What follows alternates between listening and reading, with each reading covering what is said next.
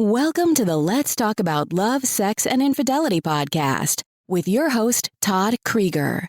Todd has over 35 years of experience working with thousands of couples as a licensed therapist in his private practice. Todd shares his insights on this show. It's never too early to divorce-proof your marriage or too late to heal yourselves and have the relationship you truly want. Hi, everybody. This is Todd Krieger. And today I am going to be talking to you about 3 ways partners might lose trust in another partner in a relationship. Of course, I talk a lot about betrayal and infidelity, and that's going to be one of the 3. But there are other kinds of ways that relationships can lose trust. There might not be necessarily betrayal or infidelity, but it could be just like little lies, little deceptions, not wanting to tell your partner that you had 3 beers and you just had, that you have 3 beers and you tell them that you just have 1 beer and you drove with 3 beers in your system and not 1. And suddenly your partner finds that out from a friend that was with you. Now, that's a lie. And what makes it difficult for the person who discovers that you lied is that the person doesn't exactly know where else have you lied. One of those things about dishonesty is it makes the other person feel very unsafe.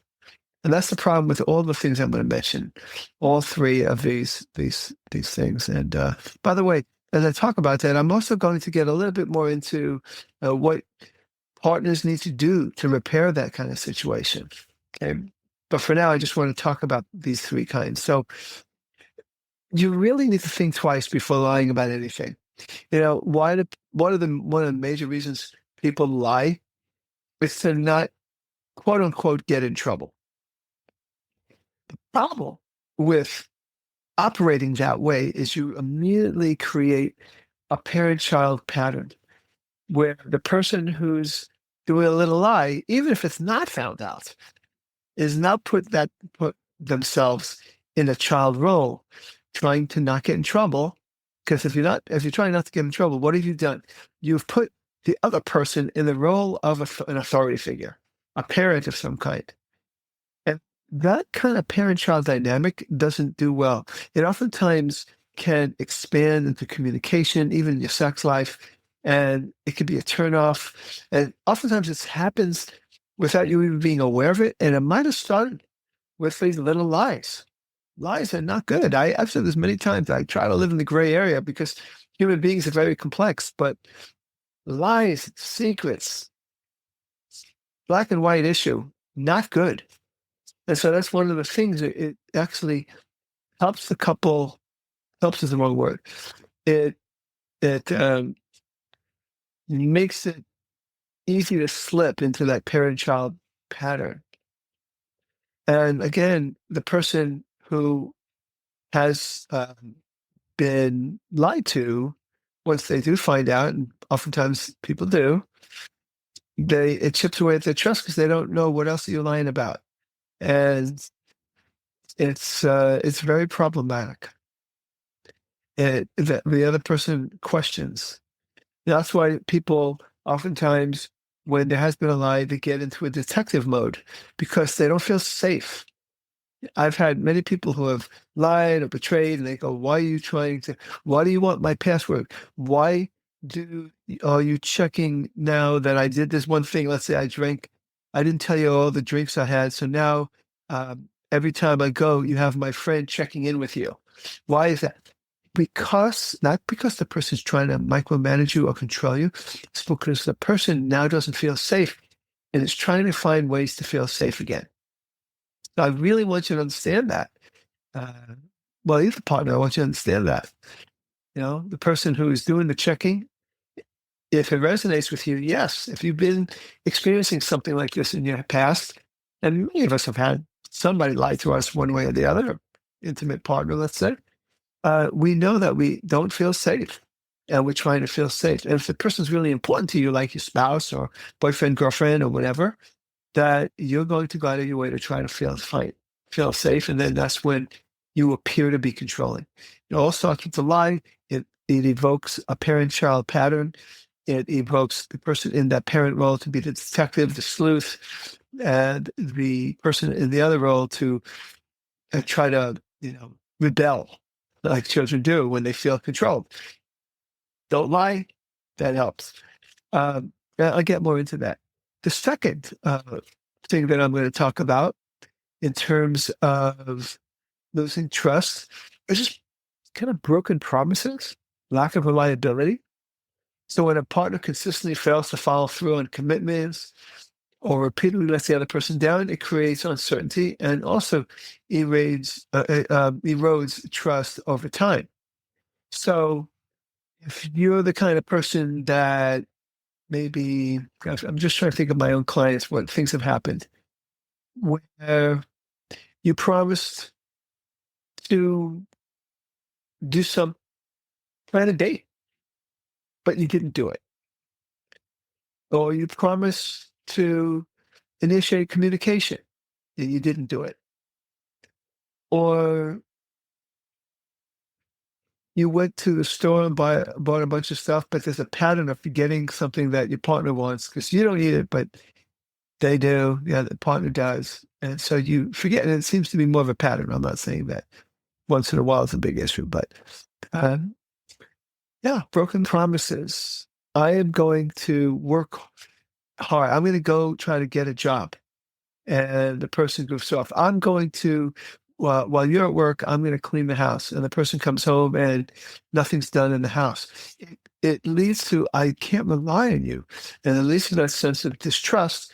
And also, like I said, it creates that parent-child pattern again. And now that person who came home from work and you didn't do what you said you were going to do, now that person is like, feels like I have to manage you. And then you feel like you were a bad person.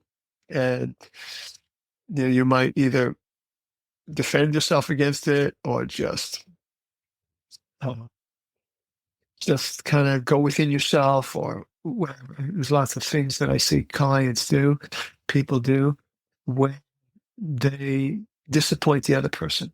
And so, again, we'll get through that. But a dysfunctional response and a common response is one of either fighting back with fight or flight, getting away, or freeze, just shutting down. Once again, I can't meet your needs. I'm just not satisfying you. Well, you're not, because you said you were going to do something, you didn't do it. It's a different story if you say to the person, today I'm not going to do this and that. I'm not going to clean the house today, even though I know you're working hard, because I'm going to golf. But tomorrow I will take care of that. That is clear. It is very adult. And the other person, you're not promising something that you're not delivering. There's a phrase, under promise and over deliver. And I learned that myself when I was doing therapy, working in an office. Now I do virtual therapy and do everything virtual, but for most of my career, I worked in an office, and my wife would say, so when are you coming home? I was gone all day. She was home with the kids, cooking dinner, whatever. And I would say to her, let's say I was done at 6 o'clock. I'd say, I'll be home at 6:15, because I know she wants me to be home at 6:15. But that means I'm done with my client and I got to run out of the office. It doesn't happen that way. I've got to put away files. I might have a phone call or two to do. So after a while of over-promising and under-delivering, which then feels like a lack of reliability, because I said I'd be home at 6:15 and I didn't get home to 6:30 or 6:40. Now I say, I will be home by 6:30, or I will be home no later than 6:45. And then I show up at 6:25 and she's happy that I came 20 minutes later versus 20 minutes earlier, versus if I said 6:15 and I got home at 6:25, it's like I can't rely on your word. It's really important to pay attention to what you promise. And if you promise, you got to come through, and you want to pay attention and be reliable. And the third, which you might have already predicted, is betrayal or infidelity. Cheating, whether it's emotional or physical, is one of the biggest trust breakers, something I work with a lot, probably more than any of the others, even though they're related a lot of times. person's doing all three, or something that starts with simple little lies and deception, and then it becomes betrayal or infidelity. But it creates deep wounds, and it leads to insecurity and doubt in the relationship. And of course, all lies are hurtful, but if you've been with another person and you've given your time, your energy, your bodily fluids to another person, it cuts it much deeper, of course. But they're all hurtful. And that also creates a parent-child pattern oftentimes where you're hiding. So it's the distrust that's problematic. What do you do about it? Right? What do you do? Now, I'm not going to say that you're going to hear this talk and you're going to just go do it, because if it was that easy, people would do it. But what I'll say is talk about two things. One is what you got to do and what might be in the way of that. And then third thing, how do you remove the blocks to creating a much more trusting relationship? And I've worked with thousands of couples in my programs and my therapy, and I've seen people heal from these lies and deceptions and betrayals and broken promises. And there has to be an understanding that, like, what made me lie, what made me break that promise, what made me betray. And I'll say some of it is a maturity problem. Sometimes it's a maturity problem that leads to a person solving problems in a way that doesn't satisfy the other person's needs for safety. So you want to be willing to grow up. You want to be willing to take your problems and take a good look at them.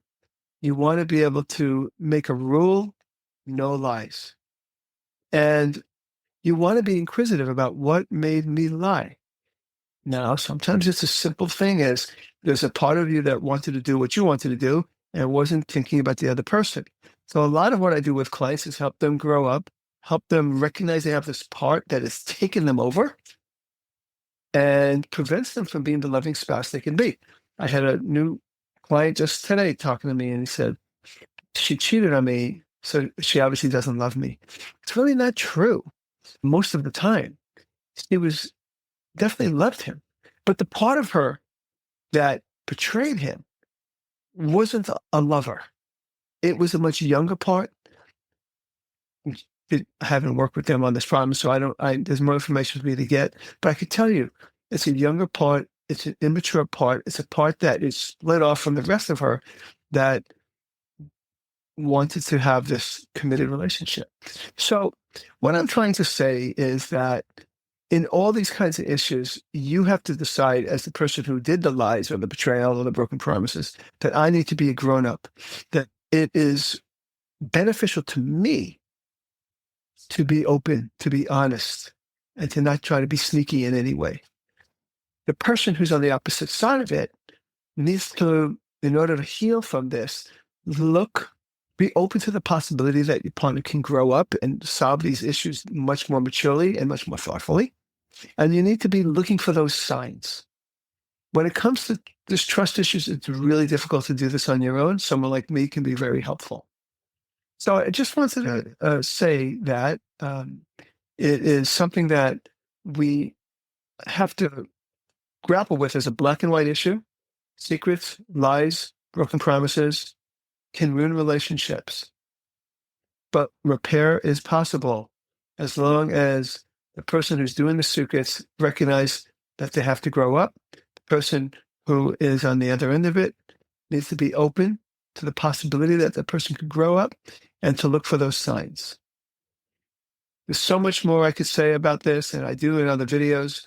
But basically, I just wanted to touch bases on those 3 common ways that people lose trust, and basically some concepts such as the parent-child pattern and the importance of growing up, the importance of the person who was the victim of the disappointment to be able to look for clues and cues that maybe things are working.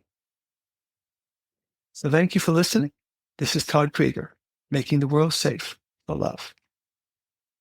That's it for today's episode of Let's Talk About Love, Sex, and Infidelity podcast with your host, Todd Krieger.